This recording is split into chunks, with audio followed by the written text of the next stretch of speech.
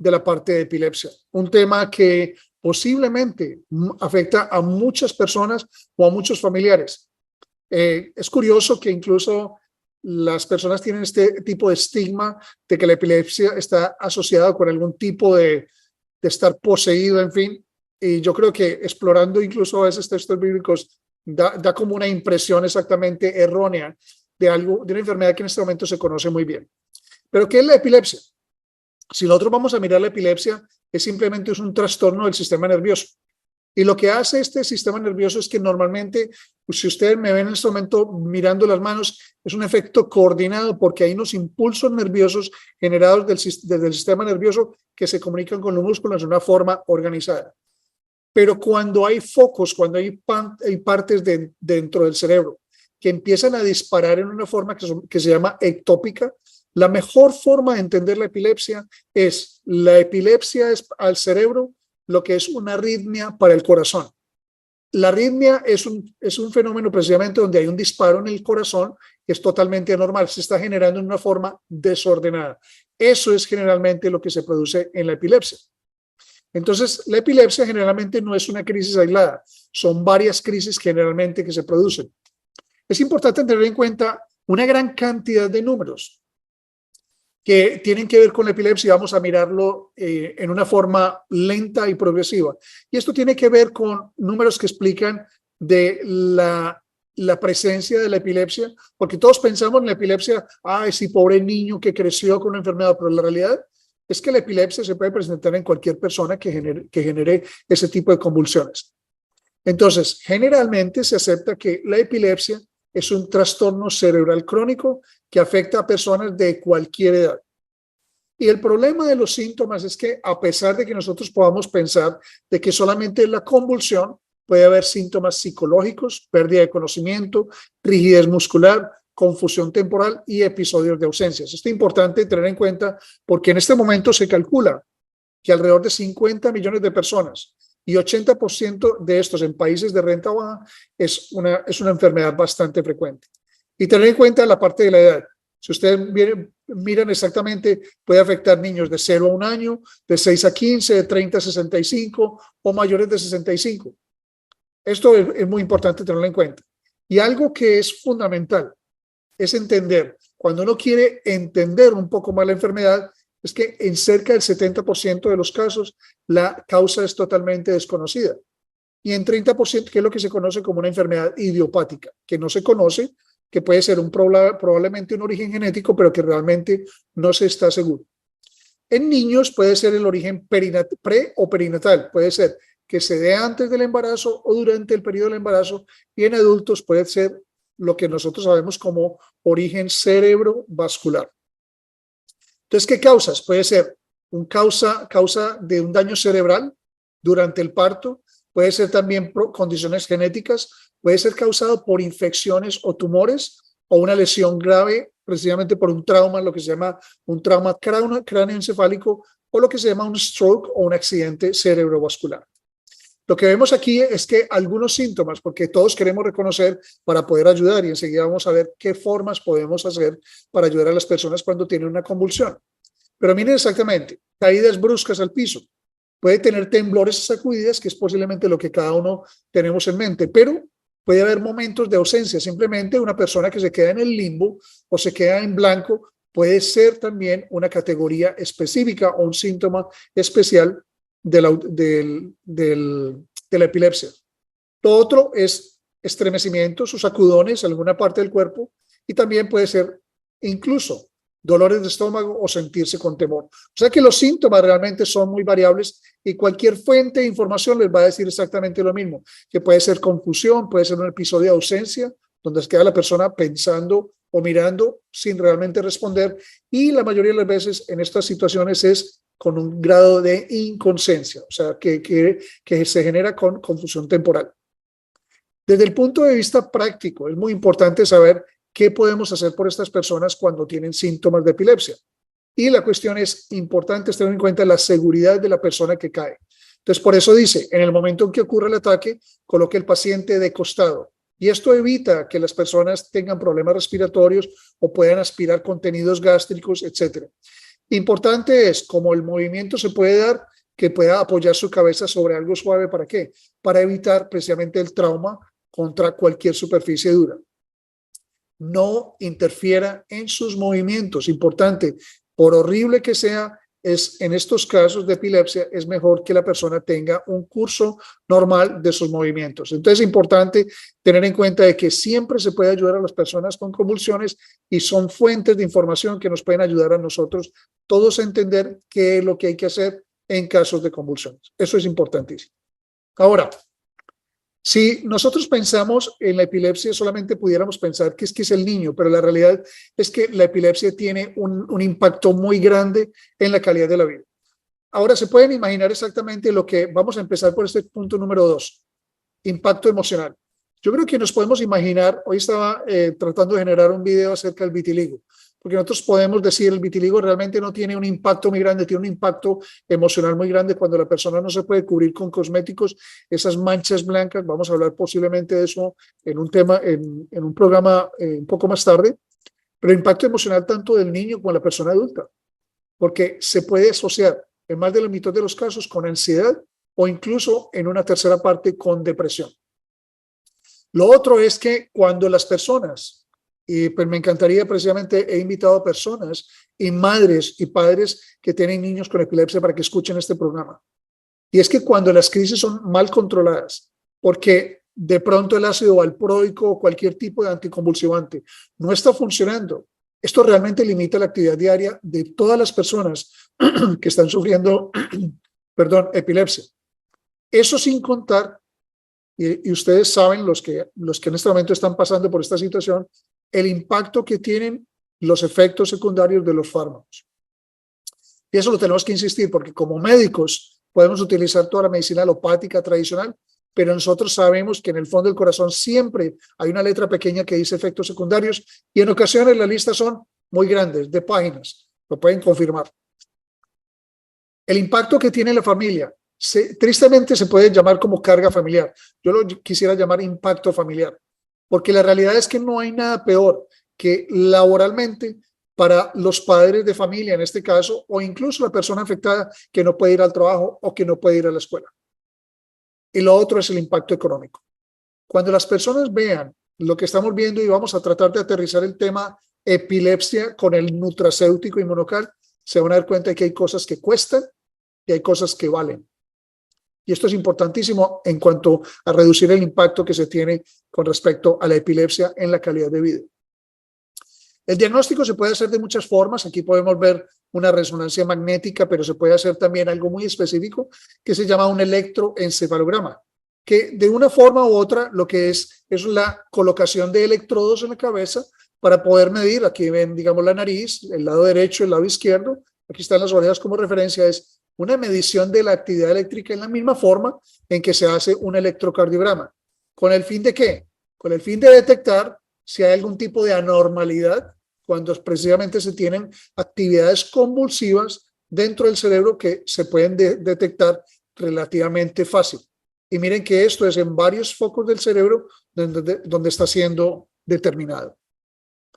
Para las personas que han pasado en este momento por tratamientos acerca de epilepsia, sabemos o son muy conscientes de que en el 70% de los casos, afortunadamente, en el tratamiento de la epilepsia, los fármacos pueden controlar hasta el 70% y retiran el tratamiento sin recaídas. Entonces, a pesar de estar sugiriendo la utilización de un nutracéutico que limpia las células, porque el glutatión hace eso, el glutatión es cerebro protector. Y podemos hablar de todos los temas, pero en este momento es cerebro protector y les voy a mostrar la ciencia detrás de eso. Pero estamos hablando de que 30 de cada 100 personas que tienen epilepsia, tienen resistencia a los medicamentos, no responden y necesita asociar otros medicamentos y otros tratamientos. Y puede ser tratamientos que pueden ser naturales, pero que desafortunadamente también pueden obligar a que otros tipos de fármacos tengan que ser utilizados. Y la realidad es que el panorama no se vuelve muy agradable cuando tenemos que controlar las convulsiones con medidas farmacológicas o medicamentos o productos químicos. ¿Por qué? Porque todos tienen una asociación con efectos secundarios. Y cuando estamos en el área hospitalaria, cuando ya realmente se sale de control y estos tipos de pacientes pueden requerir algún tipo de hospitalización, las cosas se vuelven un poco más complicadas, porque en la medida en que se tenga que hospitalizar, vamos a recurrir posiblemente a medicamentos que están muy lejos de simplemente ser una vitamina B o el complejo B, que es neuroprotector, pero la realidad es que hay drogas un poco más fuertes, posiblemente algunos de ustedes asocian el propofol con Michael Jackson, que precisamente murió de una sobredosis de propofol. Créanme, muchos de estos medicamentos se utilizan en el ámbito hospitalario para poder controlar las convulsiones, pero todos ellos están asociados con efectos secundarios muy serios. Entonces, lo importante también, cuando pregunten cuál es la contribución que tiene el inmunocal a la reparación celular que puede ofrecer en pacientes con epilepsia, hay que pensar, si tú quieres tener el 70% del control con medicamentos, te lo vas a tomar un día sí y un día no, o un día sí y el otro también.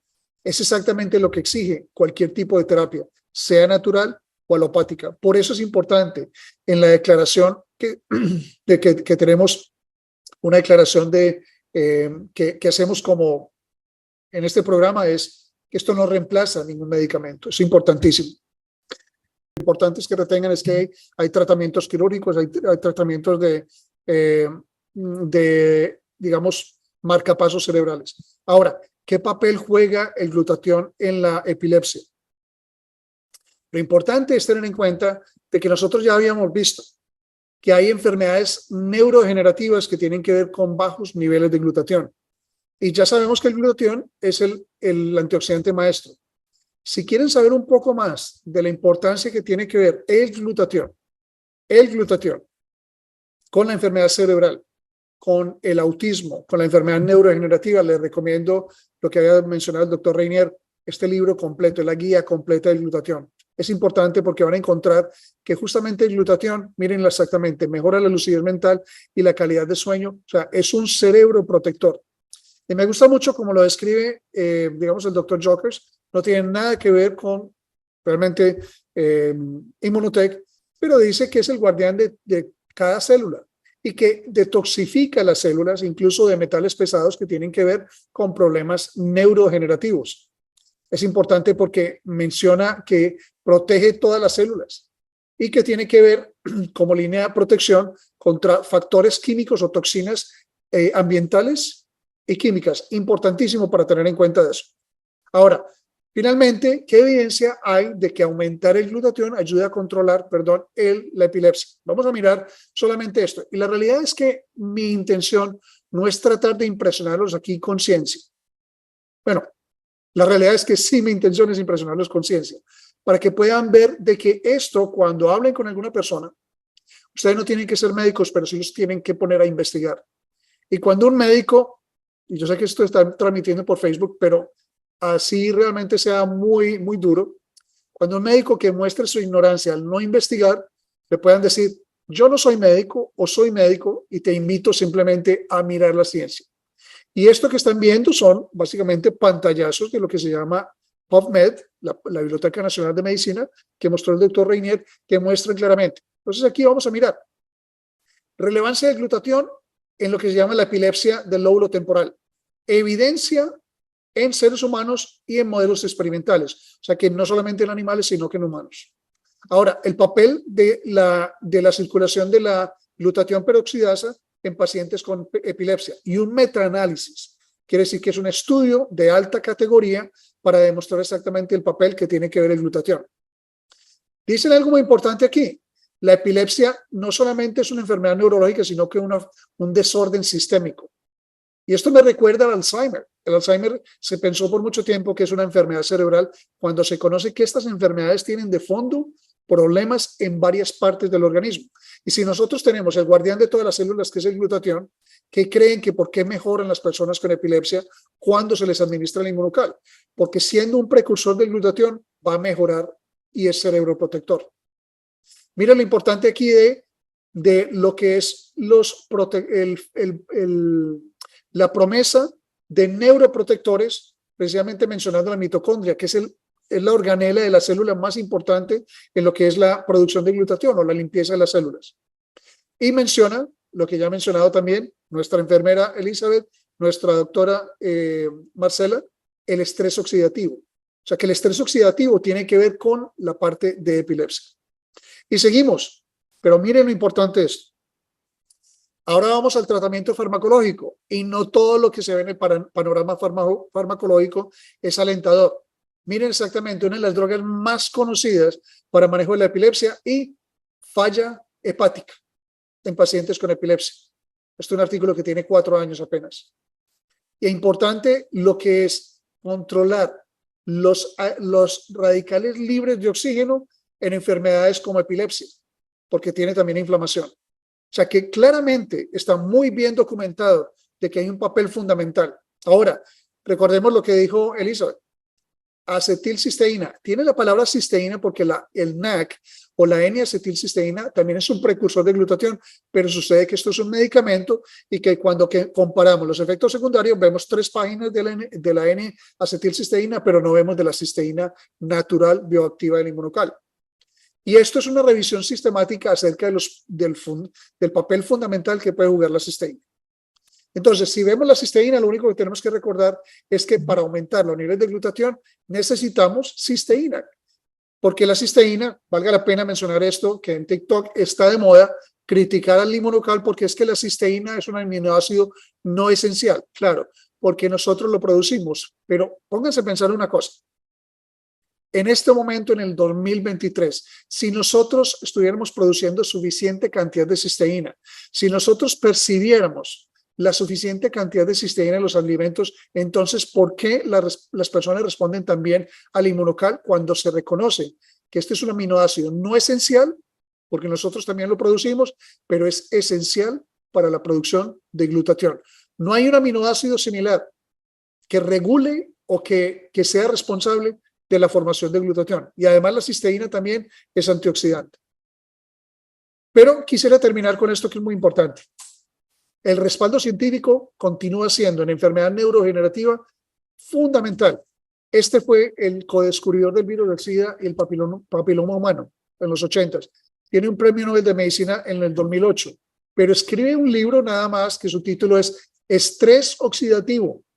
Estas 2 palabras, a todos los que están aquí conectados y los que están conectados por Zoom, que ya tenemos 130,000 personas.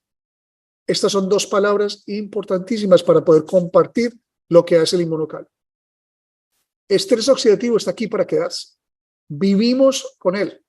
Como dijo la doctora Marcela, el solo hecho de respirar produce estrés oxidativo. El único problema es que ahora se multiplica. Y lo que se escribió en los 90 fue este libro, Estrés oxidativo. Miren las enfermedades. En cáncer, en SIDA y en enfermedad neurodegenerativa. Y como dice el doctor Eduardo Sholkov, ¿en qué se parecen cosas que parecen tan distintas en medicina? Ustedes pueden poner cáncer, SIDA, bueno, está bien, inmunosupresión, enfermedades que tienen el sistema inmune abajo, pero la enfermedad neurodegenerativa y lo que tienen en común es estrés oxidativo. Y lo que tienen en común es que se afectan por los niveles de glutatión. Y lo que tienen en común es que el impacto que puede tener un precursor de glutatión como el inmunocal puede cambiar vidas. Yo escuché justamente de Marco Álvarez la semana pasada en un entrenamiento algo que me llamó mucho la atención, que dijo, recuerden que independiente de lo que las personas quieran criticar, el inmunocal puede salvar vidas. Y esto es importante tenerlo en cuenta. Pero algo fundamental que los invito es investiguen. Un mentor para muchos de nosotros importante, como es el doctor Ricardo García Pelayo, me enseñó una frase como enseñó a muchos. Se puede dudar, pero lo que no se puede es no investigar. Así que cuando escuchen información, y los invito que creen controversia, no crean o estén de acuerdo, en fin, en Rubén Restrepo MD en TikTok, simplemente busquen y aporten información y sean críticos y apoyen o nieguen, o en fin, pero construyan algo para que la comunidad tome una decisión informada. Entonces es importante recordar que cuando nosotros estamos mirando los desórdenes de la enfermedad o desórdenes neurodegenerativos, vayan a pensar en este reto. No piensen que solamente el inmunocal existe en Inmunotech para quedarse. Hay ciencia. Entonces voy a mostrarles solamente 3 o 4 artículos que hablan de esta palabrita. Inmunocal. Para que cuando digan, no, es que eso no está estudiado, que eso solamente es inventado, que es una farsa. La última palabra que escuché hoy de Alex, desafortunadamente lo tuve que bloquear porque eso no es nada constructivo, es un fraude. Miren exactamente esto. Está escrito, está publicado desde el 2012. Y dice, el inmunocal y la preservación de glutatión. ¿Por qué? Porque está demostrado que el inmunocal aumenta los niveles de glutatión. Está demostrado como una estrategia neuroprotector, bien nueva para la enfermedad neurodegenerativa. Pero tenemos más. Inmunocal preserva lo que es el glutatión cerebral, porque incluso el glutatión no puede atravesar la célula cerebral.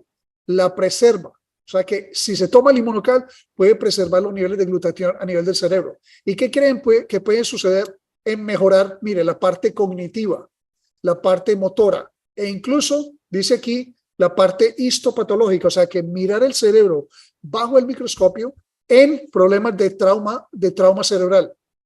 Y les quiero recordar esto, en trauma cerebral, porque esto es del año 2018. Y voy a invitarlos a esto. En el año 2017 también se hablaba del inmunocal como un factor neuroprotector. Neuroprotector.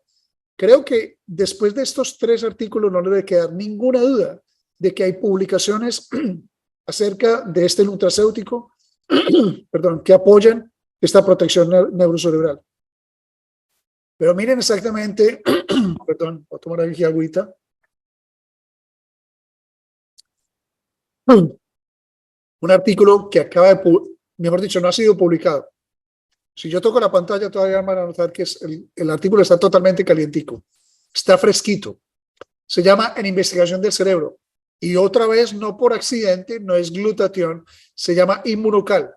Y dice que limita gliosis. Y tú te preguntarás, ¿qué es gliosis? Ah, pero es que es el modelo del ratón. Créanme, la mayoría de los medicamentos que nosotros tomamos se iniciaron en estudios animales para que no demeriten los estudios animales. La medicina en este momento es porque se ha permitido estudios animales en una cosa que llama la medicina translacional. Y miren exactamente lo que había sido publicado en el 2017, en el 2018, acerca de lo que es la lesión traumática del cerebro. Y eso se manifiesta en algo que se llama gliosis. Y lo que pueden ver aquí señalado es células gliales, que es una manifestación casi como de cicatriz o de actividad del cerebro cuando está funcionando mal. Entonces, cuando hay un trauma, hay una cantidad de estas células gliales, excepto que cuando está en una célula normal hay una cantidad limitada. Pero comparen esta cantidad en problemas de lesión traumática cuando hay el mismo trauma, pero se da el inmunocal. Y hay una limpieza del fenómeno glial. Esto es gigantesco para nosotros podernos apoyar de que realmente hay productos y que cuando vemos estas cajitas, no simplemente alguien te está tratando de vender algo, sino, bueno, sí te está tratando de vender algo. El producto natural o el nutracéutico mejor estudiado que hay en el mercado. No hay otro que estas cajitas que tú ves acá. O sea que es importantísimo.